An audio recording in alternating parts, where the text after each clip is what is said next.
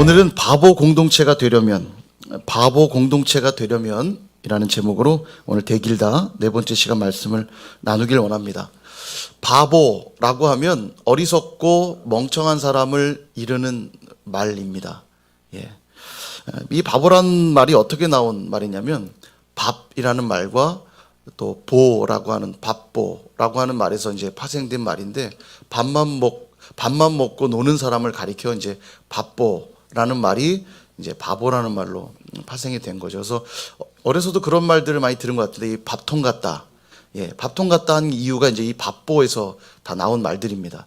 밥만 먹고 할 줄 아는 것 없이 노는 사람. 바보를 그래서 가리키는 말로 진행이 된 거죠. 어리석고 멍청한 사람을 얕잡아 부르는 표현이 된 겁니다. 근데 오늘 본문에도 바보 같은 사람들이 등장을 합니다. 지난 주일 말씀 여러분 기억하실 겁니다. 데살로니가 교인들은 바울 사도를 통해 선포되는 그 말씀을 바울의 말로 듣지 않았고 하나님의 말씀으로 들었죠.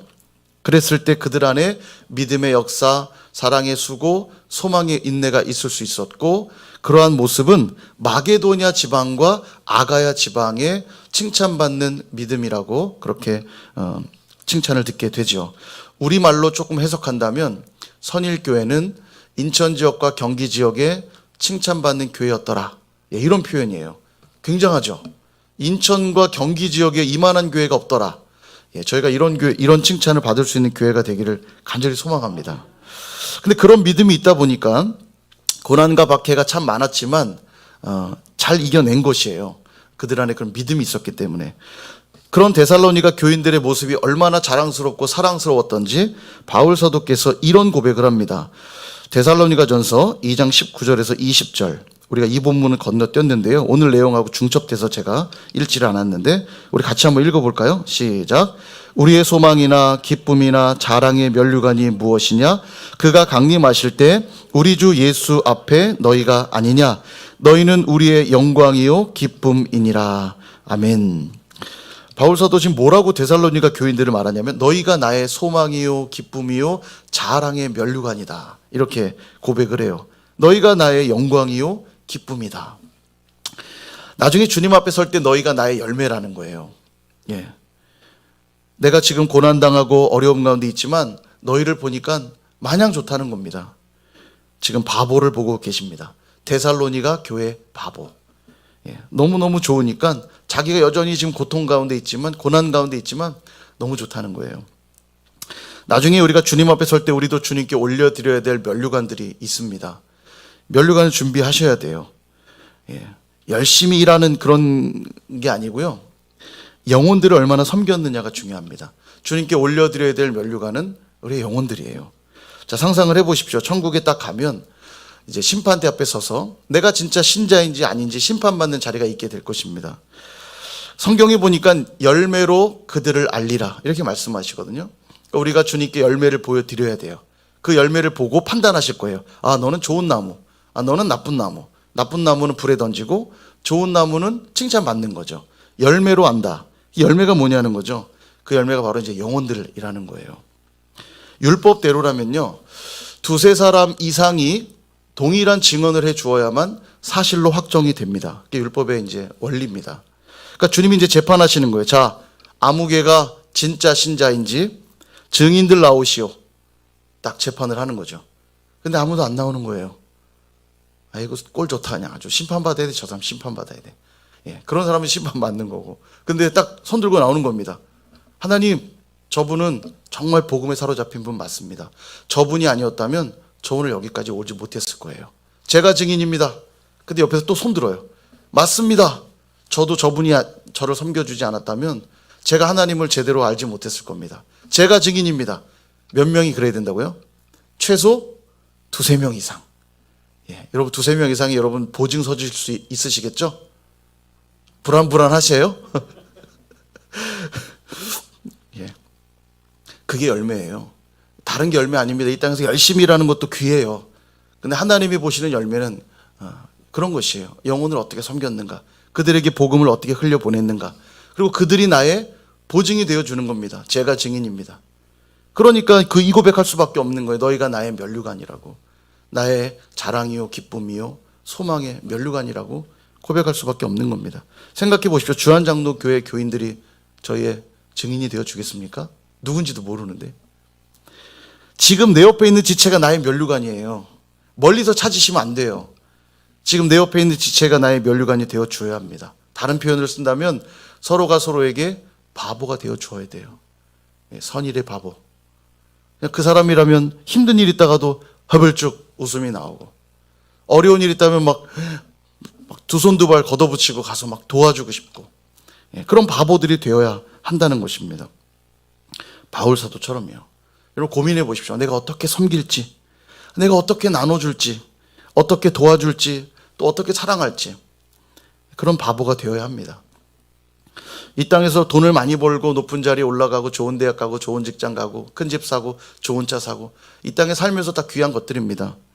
그러나 가장 귀한 것은 뭐겠어요? 주님 앞에서 칭찬받는 것 아니겠습니까? 그게 가장 귀한 것이고 영원한 것이죠. 그러므로 서로가 서로에게 면류관이 되어줄 수 있기를 축복합니다. 오늘 읽은 본문의 5절에 보시면 이런 말이 나와요. 5절 보면 참다 못하여 너희 믿음을 알기 위하여 그를 보내었다. 자, 이렇게 말합니다.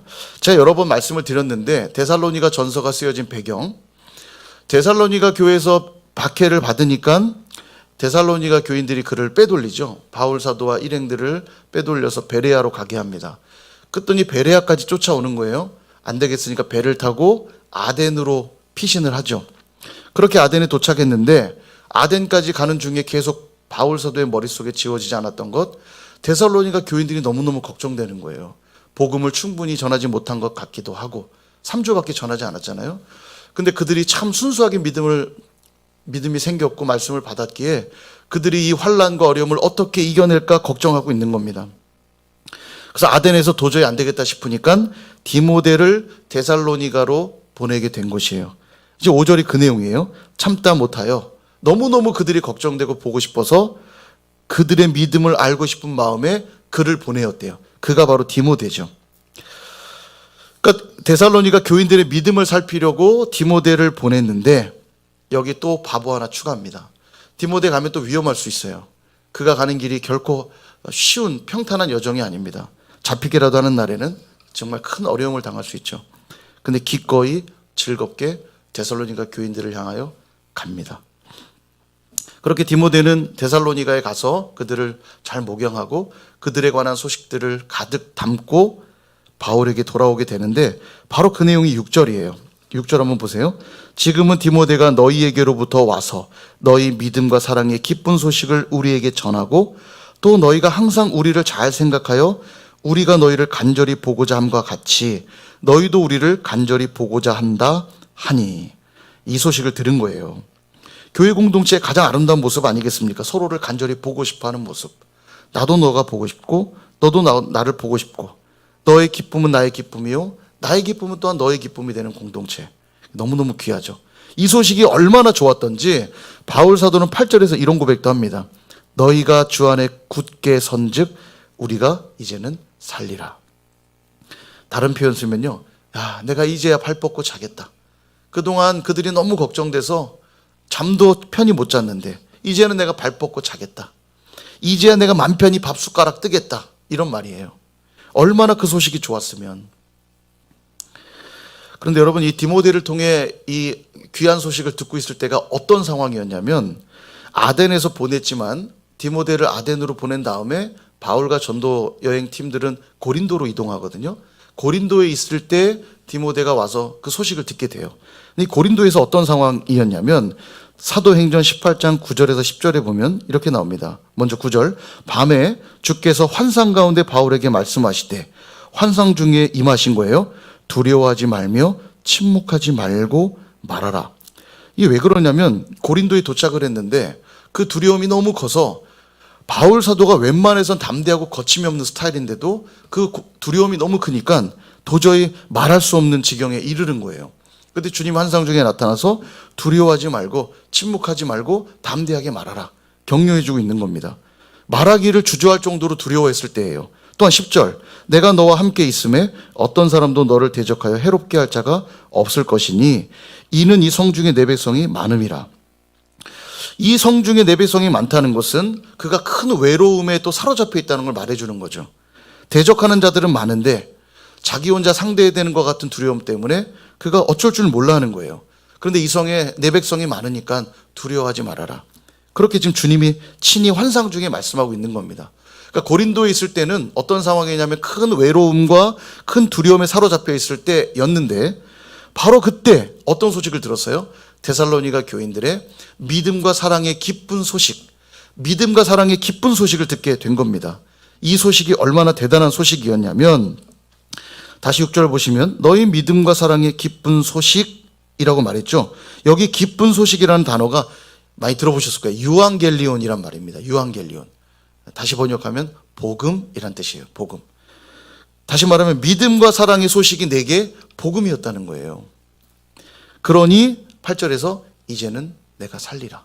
복음을 들었으니까 내가 살겠다는 거예요. 외로움과 두려움에 휩싸여 있던 바울 사도께서 그들의 믿음과 사랑의 이 복음의 소식을 내가 들었더니 이제는 내가 살리라. 그 외로움과 두려움도 이겨낼 만큼 힘과 위로를 얻고 있는 겁니다. 여기서 중요한 복음의 원리 하나를 발견하게 되는데요. 복음은 예수 그리스도로 말미암는 구원의 소식이잖아요. 근데 복음은 여기서 멈추지 않고 그 복음은 듣게 된 자들, 당신도 듣고 나도 듣게 되면 그 복음으로 인해 맺혀지게 되는 믿음과 사랑의 소식까지도 복음이라는 거예요. 그러고 보면 우리 그리스도인들은 항상 기뻐할 수밖에 없는 존재들입니다. 왜냐하면 먼저는 내가 예수 그리스도의 은혜로 구원을 받았다는 소식을 들었기에 그 소식을 내가 받았기에 내 안에 기쁨이 있는 것이 마땅하고요. 내 옆에 있는 지체 보니까 그도 그 복음 때문에 자유케 된 걸 확인하게 될 때, 믿음과 사랑의 기쁜 소식을 보게 될 때 내 안에 더 큰 기쁨으로 다가오는 겁니다. 느낌이 안 오시는 것 같은데 설명을 드리면 한일전, 우리 월드컵 2002년 뭐 이럴 때 보면 특별히 다른 경기보다 이 한일전이 치열하잖아요. 한일전에서 역전승리 딱 했다고 보세요. 너무너무 기쁘잖아요. 나랑 아무 상관도 없는데 사실은 뭐 갑자기 정부에서 뭐 돈을 주는 것도 아니고. 근데 한일전에서 이기면 너무 기뻐서 얼마나 기쁘냐면 옆에 사람 막 부둥켜 안고 기뻐 뛰면서 막 하잖아요. 월드컵 때도 보면 그 광화문 광장에 보면 막 좋아서 끌어안고 뛰는데 누군지도 몰라요. 그냥 한국인이라는 거 외에는 누군지도 모르는데 막 안고 뛰는 거죠. 그 복음, 승리했다고 하는 그 기쁨이 누군지도 모르는데 하나 되게 만드는 거예요. 그냥 막 기쁨인 거죠. 복음은 그런 것입니다. 근데 개인적으로도 예수님이 나를 구원했다는 사실 때문에 기쁨이 되지만 내 옆에 있는 지체도 그것 때문에 기뻐하는 걸 볼 때 그 또한 내게 기쁨으로 다가오는 거예요. 복음은 거기까지가 복음인 거예요. 그러니까 나 혼자 잘 믿고 잘 사는 게 복음 아니고요. 복음은 반드시 공동체적으로 나타나게 되어 있습니다. 내 개인도 기쁘고 내 옆에 있는 지체를 봐도 기쁘고, 야, 주님이 우리를 구원하실 때 정말 끌어안고 막 뛰는 거예요. 아, 너무 좋아, 너무 좋아. 사랑하는 여러분, 선일교회 공동체는 서로의 만남이 기쁨이 되고 있습니까? 함께 있다는 사실 때문에 힘이 나고 위로가 되십니까? 그런 공동체 될 수 있기를 축복합니다. 아멘이 안 나오니까 불안합니다. 아멘 나와야 되는데 자기밖에 모르고 자기 가정밖에 모르는 그런 삶이 아니라 보면 볼수록 믿음을 격려하게 되고 더 사랑하게 되고 더 기도하게 되는 그런 공동체. 그래서 때로는 외롭고 두려움에 사로잡혀 너무너무 힘이 들 그때에도, 고난과 핍박이 밀려오는 그때에도 다시 힘주고 위로가 되어주는 공동체. 서로를 보기만 하면 다시 힘이 나는 거예요. 세상에 나가니까 세상이 마치 사자처럼 곰처럼 우리를 잡아먹으려고 하는 것 같지만 또 교회 와서 지체들을 만나면 복음의 소식들을 나누면 감격이 있고 기쁨이 있는 힘이 되는 공동체. 그래서 저는 오늘 이 공동체를 바보 공동체라고 부르고 싶습니다. 어리석어서가 아니고 어리석을 만큼 서로를 생각하는 공동체여서 바라보면 바라볼수록 보고 싶은 공동체. 의미를 바꿔야 돼요. 어리석고 멍청한 공동체가 아니라 바라보면 바라볼수록 보고 싶은 공동체. 힘들고 어려울 때마다 떠오르는 공동체. 그런 공동체 될 수 있기를 주님의 이름으로 축원드립니다. 근데 이 바보 공동체가 되기 위해 꼭 필요한 요소가 있어요. 뭐냐면 아까 데살로니가 교회의 믿음과 사랑의 기쁜 소식, 그 유앙겔리온, 그게 복음이라고 했죠. 이 소식이 바울 사도에게 전파되었기 때문에, 전달이 되었기 때문에 이제는 내가 살리라 이렇게 고백했잖아요. 만약 그 소식이 전해지지 않았다면 여전히 그는 근심 속에 있었을 것이고 발 뻗고 자지 못했을 것이고 마음 편히 밥 숟가락 놓지 못했겠죠. 근데 이것이 가능해진 이유가 뭡니까? 디모데라고 하는 사람이 그 소식을 전해 주었기 때문입니다. 다시 말하면 선일 공동체에도 꼭 필요한 사람이 있다는 거예요. 디모데와 같은 사람들. 이 디모데와 같은 자가 어떤 자냐면 2절에 보면 그를 이렇게 소개합니다. 우리 형제 곧 그리스도의 복음을 전하는 하나님의 일꾼인 디모데. 이렇게 표현해요. 여기 이제 이 형제라고 하는 이 표현이 아델포스라는 단어인데 조금 의역하면 믿음의 동역자란 뜻이에요. 그러니까 우리가 교회에서 이제 많이 쓰는 용어가 형제님, 자매님 이렇게 하잖아요. 이게 되게 좋은 용어입니다. 이 형제님, 자매님, 아델포스라는 개념인데 고백할 때마다 우리 나의 믿음의 동역자님 이런 의미예요. 함께 하나님 나라 갈 우리 믿음의 동역자님 이런 표현이죠. 영적인 가족이라는 의미도 있지만 우리가 또 믿음의 동역자 되었다는 표현이에요. 그러니까 정리하면 디모데는 믿음의 동역자이면서 또 하나님의 일꾼인 디모데라고 말하죠. 그러니까 하나님 편에서는 하나님의 일꾼이었지만 사람의 편에서 보면 믿음의 동역자인 거예요. 그게 디모데입니다. 그래서 공동체에는 디모데와 같은 사람들이 많아야만 공동체의 은혜가 넘쳐요. 희한하게 사람이 3명 이상 모이면 부정적인 이야기를 하기 쉽게 됩니다. 건설적인 이야기보다는 비판적인 이야기들을 하게 돼요. 그게 우리 죄성이 아닌가 싶어요. 사랑하는 이야기보다는 미워하는 이야기가 훨씬 더 많이 회자가 되는 것 같습니다. 이때 한 사람만이라도 그 방향을 틀어줄 수 있다면 너무 좋죠. 반전이 되겠죠. 이처럼 우리 한 사람 한 사람이 디모데처럼 하나님 앞에는 일꾼이요 사람들에게는 믿음의 동역자가 되어주기 시작할 때 공동체의 분위기는 바뀌는 겁니다. 은혜의 공동체로 새롭게 되는 거예요. 그래서 디모데 같은 사람이 공동체에는 꼭 필요하다는 겁니다. 우리 옛말에 끼리끼리 논다는 말이 있죠. 부정적인 사람끼리 모이고요. 비판적인 사람끼리 모입니다. 설령 그런 사람이 아니었어도 그 무리에 끼면 그 무리처럼 비슷하게 바뀌어져요. 그래서 디모데 같은 사람 필요한 거예요. 서로 안에 일어난 믿음과 사랑의 기쁜 소식을 전해주는 사람. 실제 믿음의 사람을 만나보십시오. 그의 삶의 이야기를 들으면요. 도전이 되고 희망이 생기고 기쁨이 생겨요. 그런 경험들 하지 않습니까?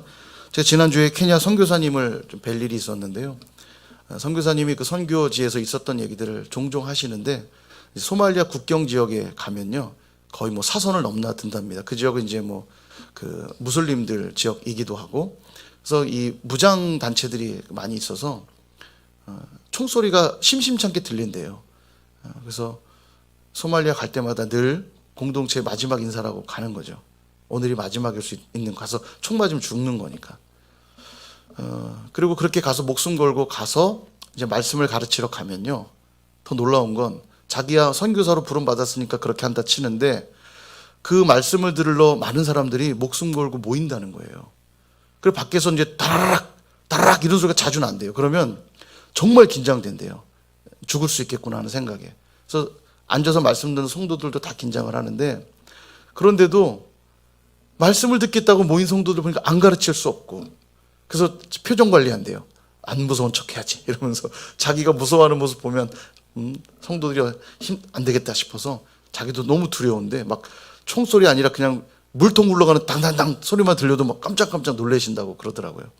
근데도 말씀을 전하고 목숨 걸고 말씀 듣겠다 온 그 성도들을 보면서 선교지 이야기를 하시는데 그 얘기를 이렇게 듣고 있는데 참 도전이 되고 또 감사하게 되고 제 안에 또 다른 사역의 희망들을 꾸게 되는 제 모습을 보게 되더라고요.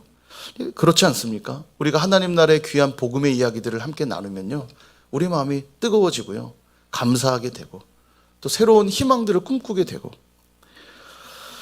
여러분 디모데가 어떻게 바울의 제자가 되었고 그리스도의 제자가 되었는지를 돌아보면요. 굉장히 재밌습니다. 바울과 바나바가 1차 전도 여행을 출발을 합니다. 그리고는 루스드라라는 지역에 도착을 해요. 이 루스드라에서 어떤 일이 벌어지냐면 걷지 못하는 자를 고쳐주게 되는데요. 하나님의 기적이죠. 기적이 일어난 거예요. 사람들이 보고 깜짝 놀란 거예요. 걷지 못한 자가 걸으니까 야 신이 우리에게 내려왔도다. 그래서 바나바를 향해서는 그가 제우스요. 바울은 말을 많이 하는 사람이니까 헤르메스. 그 제우스의 옆에서 전령이거든요. 헤르메스가. 그러니까 그는 말을 많이 하는 자인 거 보니까 그가 헤르메스구나. 예, 그래서 제사를 하려고 모인 거예요. 우리 제우스와 헤르메스에게 제사를 드립시다. 난리가 난 거죠. 그때 바울과 바나바가 막 긋고 말리면서 이게 지금 무슨 짓입니까? 막 말리면서 하나님의 복음을 다시 그들에게 전하게 되죠. 근데 이때 안디옥과 이고니온이라고 하는 지역에서 이 바울의 복음을 전하지 못하게 하려는 자들이, 회방하는 자들이 와서 무리를 막 충동합니다. 그들이 거짓 선지자들이라는 식으로 충동을 하게 되고요. 이 일로 돌에 맞아 죽게 됩니다. 예. 거진 죽게 되었다고 하는데 그 죽은 거와 다름이, 죽었다고 판단했을 거예요. 왜냐하면 성 밖에 버리거든요. 살았다면 안 버렸을 거 아니에요. 근데 성 밖에 버려요. 죽었다고 판단한 거죠. 근데 하나님의 은혜로 다시 살아납니다. 더 충격적인 건, 얼마나 그곳에 병자를 고쳐줬고 복음을 전해줬더니 돌아온 게 돌멩이 아닙니까? 돌아보기도 싫을 것 같은데 이 바울 사도는 다시 루스드라에 들어가서 제자들을 격려하고 돌아보고 떠나요. 정말 복음에 미친 사람이지 않았나 생각이 듭니다. 진짜 바보죠. 복음의 바보. 그리고 시간이 한참 지나서 이제 2차 전도 여행을 하게 되는데요. 이 루스드라에 또 들리게 돼요. 그리고 이때 이 2차 전도 여행 때 그 지역에서 정말 칭찬받던 한 사람이 있었는데 그게 디모데였고, 디모데를 콜링을 합니다. 함께 복음 사역하자고. 그리고 그때부터 디모데가 바울을 따라다니며 전도 여행에 동참되게 됩니다. 이 이야기가 중요한 게 뭐냐면, 디모데가 바울 사도를 따라 나섰을 때 여러분 어떤 마음으로 따라 나섰을까요? 1차 전도 여행 때 바울 사도가 복음을 전하고는 그 복음 때문에 돌에 맞아 죽게 된 것을 디모데는 봤을 겁니다. 그리고 다시 이제 루스드라에 들려서 제자들을 격려하는 모습도 보았을 거예요. 그리고 이제 2차 전도 여행이 되어서 다시 루스드라에 온 바울이 자기를 콜링할 때 디모데가 어떤 마음 가졌겠어요? 자신도 그 길을 걷겠다 다짐했겠죠. 바울처럼 되지 말란 보장 없잖아요. 그러니까 그 다짐 속에 동참했을 거예요. 십자가와 부활을 내 눈으로 본 그대로 나도 그렇게 살리라 고백했을 겁니다. 사랑하는 여러분, 디모데와 같은 지체가 필요하다는 것의 의미는 바로 이것이에요. 적당히 친하게 지내고 교제 잘하는 사람이 필요하다는 뜻이 아니고요. 영혼들을 위해 지금도 돌에 맞을 준비가 된 사람. 십자가와 부활의 삶을 살겠다고 다짐한 사람. 그게 디모데와 같은 사람이에요. 그냥 분위기 이렇게 띄워주는 사람을 말하는 게 아니고, 내가 복음을 전했을 때 그가 나에게 돌멩이를 던져도 내가 그에게 복음의 기쁜 소식을 나누어 주겠다고 작정한 사람. 그 각오 없이 영혼 섬기는 거 불가능하고요. 공동체 섬기는 것이 불가능합니다. 적당히 교회를 왔다 갔다 하는 것으로는 복음의 능력, 공동체의 부흥은 경험할 수 없다는 것입니다. 나는 디모데와 같은 자인지 여러분 돌아보실 수 있기를 바랍니다. 하나님께는 믿음의 일꾼이요, 지체들에게는 믿음의 동역자로 그렇게 서 있는지 한번 돌아보실 수 있기를 바랍니다. 혹시라도 나는 오히려 공동체를 어렵게 만들고 공동체를 나뉘게 하고 공동체를 시끄럽게 하고 하나님으로부터 점점 더 멀어지게 만들고 있다면 빨리 디모데의 자리로 돌아오셔야 되는 거죠. 디모데의 자리가 어떤 자리냐면요, 2절과 3절에 이렇게 말합니다. 우리 같이 한번 읽어볼게요. 2절 3절 시작. 우리 형제 곧 그리스도의 복음을 전하는 하나님의 일꾼인 디모데를 보내노니 이는 너희를 굳건하게 하고 너희 믿음에 대하여 위로함으로 아무도 이 여러 환난 중에 흔들리지 않게 하려 함이라. 우리가 이것을 위하여 세움 받은 줄을 너희가 친히 알리라. 아멘. 말씀을 정리합니다. 사랑하는 여러분, 영혼을 사랑하는 기쁨보다 더 큰 기쁨은 없는 줄 믿습니다.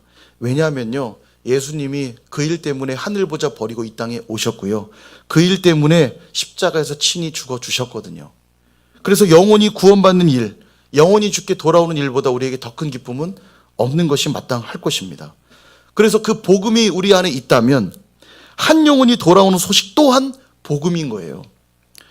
내가 칼을 한번 써봤더니, 누가 좋다고 그래서 사서 써봤더니 너무 좋은 거예요. 요리가 재미있고 너무너무 잘 잘리고 너무 좋아서 내 옆에 있는 이웃집에게 소개한 거예요.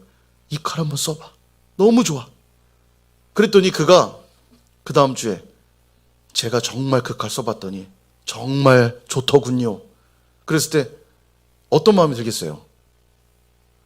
그치? 그치? 같이 막 신나서 예, 좋은 칼 하나 쓰는 것도 우리에게 이런 기쁨을 주는데, 예수님이 오셔서 우리를 구원하셨다고 하는 이 복음의 소식이 우리 안에 공유될 때 예수님 믿었더니 재혼이 이제 자유케 되었습니다. 기쁨을 얻게 되었습니다. 그치? 예수님이 우리에게 자유와 기쁨을 주셨지. 같이 기뻐할 수 있는 그 마음. 이것보다 더 큰 기쁨의 소식이 어디 있겠어요? 그래서 지체들이 복음 때문에 믿음과 사랑의 열매가 맺혀지는 것을 볼 때 우리는 더 기뻐하게 되고 감사하게 되는 것입니다. 그리고 바울처럼 그 소식을 듣게 될 때마다 야, 이제는 내가 살겠다. 이제는 내가 발 뻗고 자겠다. 그 고백하게 되는 것입니다. 그것이 가능하기 위해서 누가 있었습니까? 디모데가 있었던 거죠. 복음을 전해주는 지체가 있었던 거예요. 분열케 하고 이간질하는 사람이 아니라 오히려 갈라진 틈을 메우고 서로의 불신을 메꾸어 주고 도리어 믿음으로 격려하고 사랑으로 붙들어주는 디모데와 같은 이들이 많아져야 된다라는 것이에요. 디모데가 누구라고요? 영혼을 위하여 돌에 맞기를 각오한 사람. 그렇게 십자가의 복음을 철저히 붙든 자. 그런 사람 보면 참 바보 같아요. 생각 없는 사람 같지 않습니까?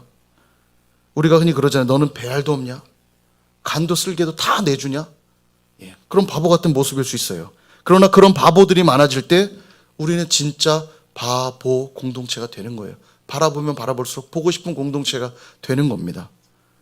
바라기는 저와 여러분, 또 우리 선일교회 공동체가 복음의 바보들이 되어서 진정한 바보 공동체가 될 수 있기를 주님의 이름으로 축원드립니다.